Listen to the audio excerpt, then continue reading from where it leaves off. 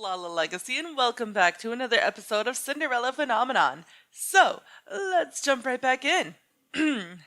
Lady Parfait, you've broken my heart.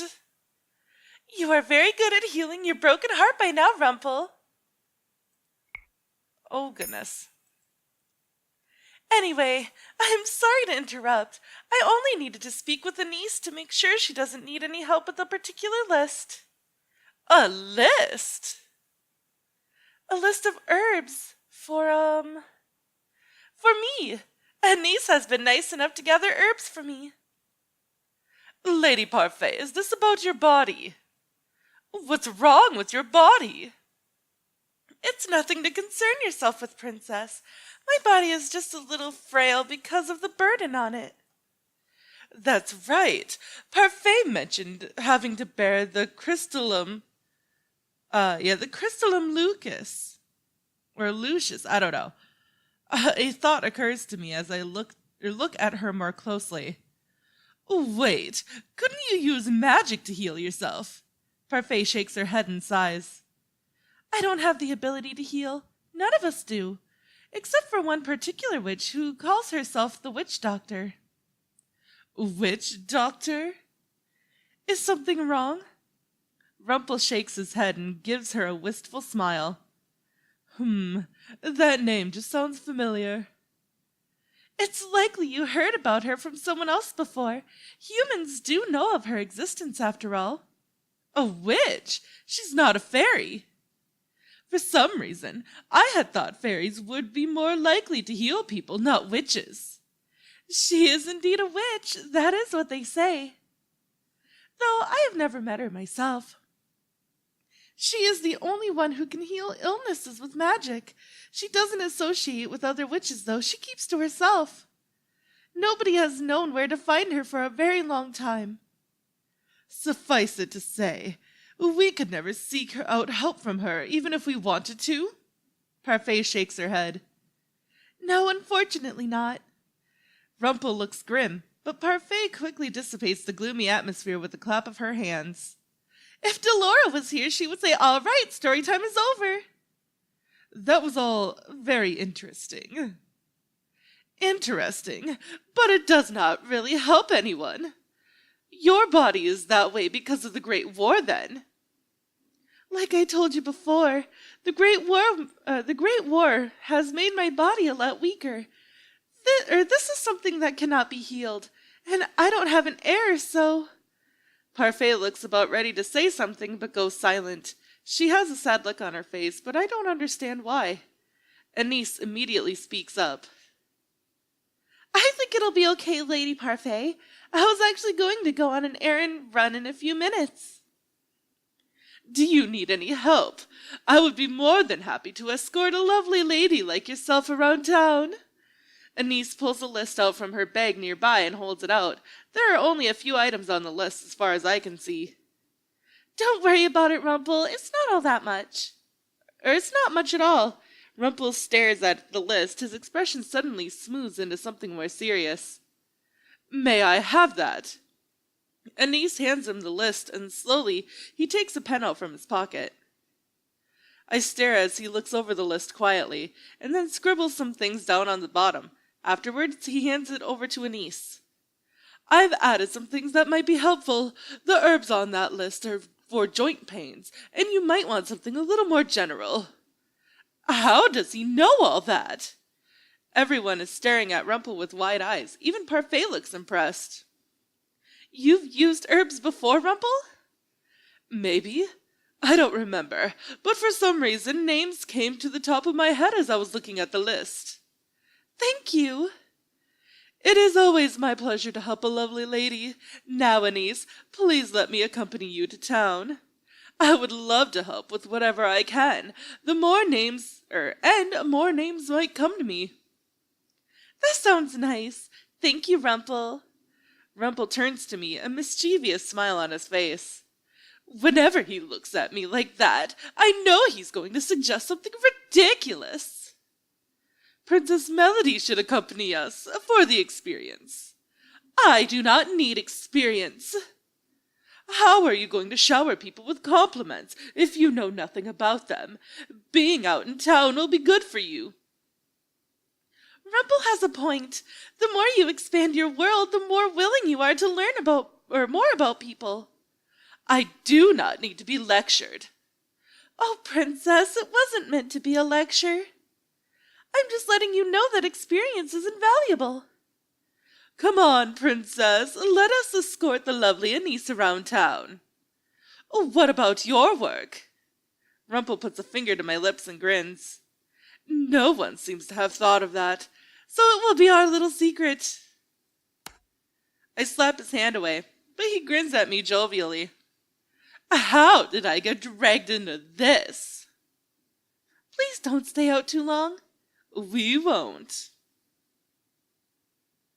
I make my way into town with Rumple and Annice. The majority of the conversations we have are all one-sided, with Rumple giving us both the usual compliments.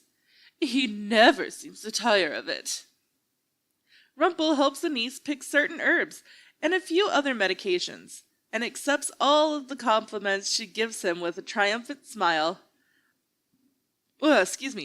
I know Annice knows about herbs because she's helped me before, but how does Rumple know so much about them? This must be part of the past that he doesn't remember. Annice enters the store by herself at one point, leaving me alone with Rumple. I'm a mysterious man, aren't I? I turn to look at him and notice the easy smile adorning his face. A man with amnesia is full of secrets after all. I bet you're even more curious about me. Women always love mysterious men. I do not particularly care. But, Princess, if my curse is my amnesia, then shouldn't you care somehow? As partners, we're going to help each other out, right? I do not see how I can help you with your amnesia. Maybe this is a spell that is only broken by true love's kiss. Shall we see? He leans toward me with a playful smile on his face. I am accustomed to this behavior by now, so this does not faze me, and I merely sigh at his nonsense. You already said that you need to gather entries from some kind of journal. Ah, Princess, you're no fun. A little kiss wouldn't hurt anyone.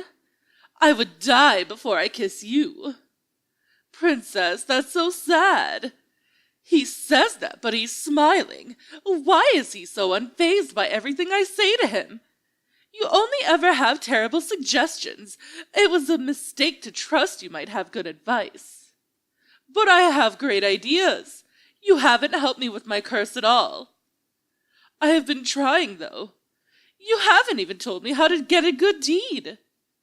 I told you before, Princess, compliments make a person happy, and making a person happy is a good deed. So, you flirting with women and using shallow compliments on them is a good deed. On the surface, the compliments may seem shallow, but if you swim a little deeper...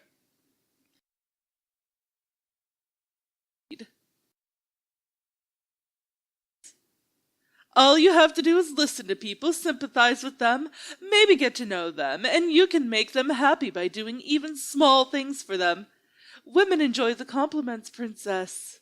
Besides, how could I see such beauties and not compliment them? It would be a disservice. You give compliments to people you do not even care about. Princess. Rumple's voice trails off as he stares past me. His smile falters for a few moments, and a look of confusion ripples his features. I turn to follow his gaze, and see a small boy staring at us. He is shyly hiding behind some kind of notebook. There is that seriousness again. It was the same thing that happened when he added something to the list for parfait. Then suddenly the expression changes into Rumple's usual bright smile. Hello there! Would you like to come and speak with us, young sir? You don't remember me, sir? Oh, do I know you? I used to come to your clinic. You saved me before. The boy draws closer to us, still hiding shyly behind his notebook. Ah, I'm sorry, little sir. I'm afraid that my memories are a bit scrambled right now. I can't even remember my own name. Really? Where is Annice? Why is she taking so long? The last thing I want to hear is a conversation between Rumpel and some child. Is he going to shower this boy with compliments too? It's a shame that I can't remember a bright boy, or a boy as bright as yourself. And there it is. I'm not that bright, sir, not as bright as you, but I want to be.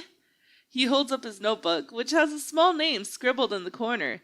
The words, "My dreams," are written on the front cover in cursive letters. What's this? I want to be just like you when I grow up, so I started a book of dreams just like my mom told me to. She said I could become a doctor too, so long as I tried my best. A doctor? You forgot that you were a doctor, sir? Rumpel, a doctor? The boy continues to hold out the book, and finally Rumpel takes it and flips it open to the front page. Rumpel is holding the book close to his face, so I cannot see it. I rise to the tips of my toes and attempt to look over his shoulder. At first, Rumpel does not notice me as he stares at the page. Then, belatedly, he realizes I am there and lowers the book so that I can read too. I lean so close to him that our shoulders brush. My eyes scan over the page quickly. The handwriting is crude, barely readable actually, but I can still make out the gist of it. Rumpel slowly reads the words aloud. When I am older, I want to be exactly like the kind doctor that saved me when I had no one else to go to. The boy's face flushes as Rumpel reads his words aloud before his curious gaze lands on me. I don't remember you. I looked at the boy, irritated. Are you the doctor's wife? Rumpel suddenly looks up, eyes wide. He looks down at the boy, then at me, his face suddenly solemn. I am surprised by the words that leave his mouth next. Yes, she is. He takes my hand in his and looks down at me, an almost sad look on his face. What is wrong with him? I'm going to slap him. Let go of me! Rumpel's eyes crease with worry as he holds tightly to my hand. The sadness in his eyes becomes anxiety, and I see something like fear dancing in his eyes. You really think it was my fault? The look in his eyes is so vacant, almost like he's looking through me. It's as if he is in some kind of trance. The way he looks at me makes my skin crawl. His grip on my hand tightens, making me shudder. Rather than slap his hand away, I reach out with my free hand and slap his face. I stare, perplexed, at the sudden bafflement on Rumpel's face. Did the slap to the face knock him out of that strange trance? He is being even stranger than normal, and the intensity of the look in his eyes is scaring me. Rumpel stares at me for a few moments, blinking slowly. Oh, no, I blinked out. I'm sorry, Princess. What just happened to him?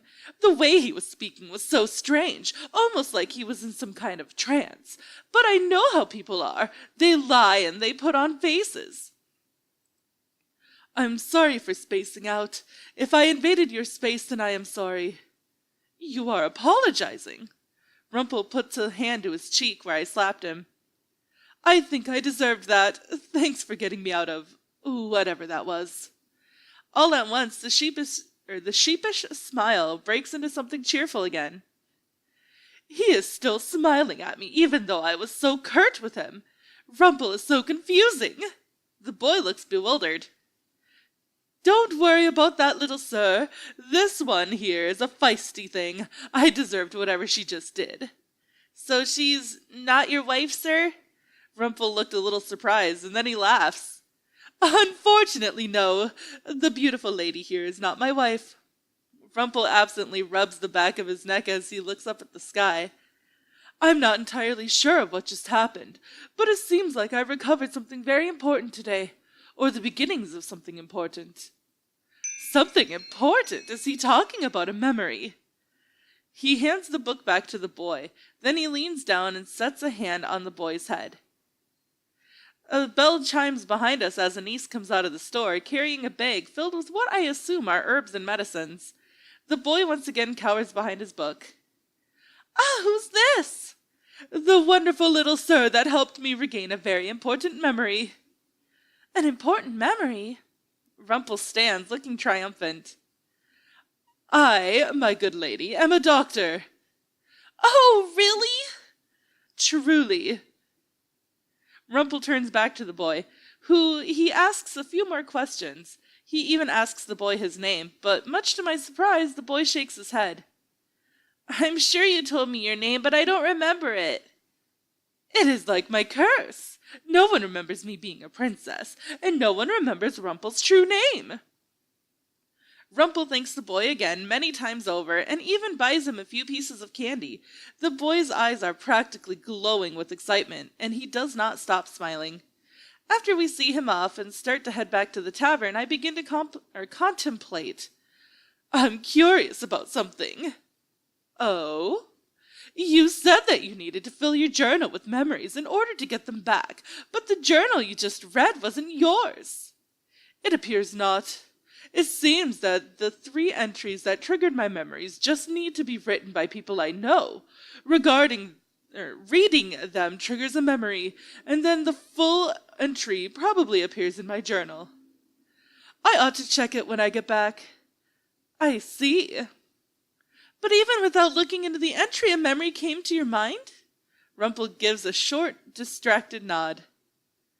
It's not complete, so I'm hoping that something really has appeared in my journal. It feels like it must, considering I remembered something so important. Do you remember anything else at all? That young man that we just met, I believe that he used to come watch me work before. I knew him. He used to look up to me. He was a sweet child. The memory is foggy, but yes, I believe something did happen to him. He became ill. The details of how I saved him must be in the journal. Even though this does not pertain to my curse, I'm curious what his journal might say. I can't remember fully, but the memory feels sad somehow. He turns to me, eyebrows knit together. It is strange to see him with such a serious expression on his face. I am really sorry about earlier, Princess. I think I was on the verge of a memory, but then it got tangled up in my head. I am surprised by his sudden change in topic. I shake my head slowly. He is quiet for a few moments, before suddenly his smile comes back and he laughs jovially, telling us that there is no point in worrying. At the town's outskirts, I turn, feeling eyes on my back, but no one is there. We give Parfait the medicines we purchased in town as soon as we arrive back at the margin. Then Rumpel proudly announces that he is a doctor to anyone that will listen to him. Everyone seems happy for him, save the marchand patrons that find Rumpel annoying, who are mostly men. Afterwards, Rumpel asks Annice if he might be able to take over the medications for Parfait, if only because Annice is busier than him. Rumpel hasn't been at the margin long, and yet he's already found something to help break his curse. And then there's me. I do not think anyone will be willing to help me, or will be able to help me. At the end of the night, when I finally have time to myself, I return to my room to rest. The next day I am sent right back to my chores. Rumpel is nowhere to be seen in the morning, and Annice says it is because he is tending to Parfait. He appears later in the afternoon, still full of smiles and silly flattery as he goes back to serving. How does he have so much energy? At the end of the day, I plop down on the settee, to rest. My legs are weak from all the walking I have done today, and I can still feel the tiredness in my arms from all the sweeping with Mr. Broom. Princess? I notice Annice standing beneath the doorway, smiling at me uncertainly. Thank you for your work today. Why is she thanking me for work I obviously do not want to do? It's not as if I asked to do any of this. But you still help. Annice nervously shifts on her feet. So I just wanted to say thanks. When I do not make any effort to continue speaking with her, Annice gives a nervous little nod before heading back toward her room. Not long after her departure, I hear an exuberant and familiar voice. I should count my lucky stars, for they are giving me a rare opportunity to meet with my lovely princess this late at night. I should have gone to my room. Rumpel stops before me, winking. The moonlight on your face makes your beautiful eyes sparkle like the most precious gold, Princess. I am not in the mood for your flattery. But, Princess, flattery is just a compilation of compliments. Everyone loves compliments. I do not care for your compliments. Or Lady Annice's thanks either. He heard that. You should learn to let people spoil you. I stare at him, but that is all the time that I have for this episode, guys. So, if you liked it, please give it a big thumbs up down below. And if you haven't already, subscribe. By subscribing, you're becoming part of a legacy. I love you guys so much, and I will see you in the next video. Bye-bye!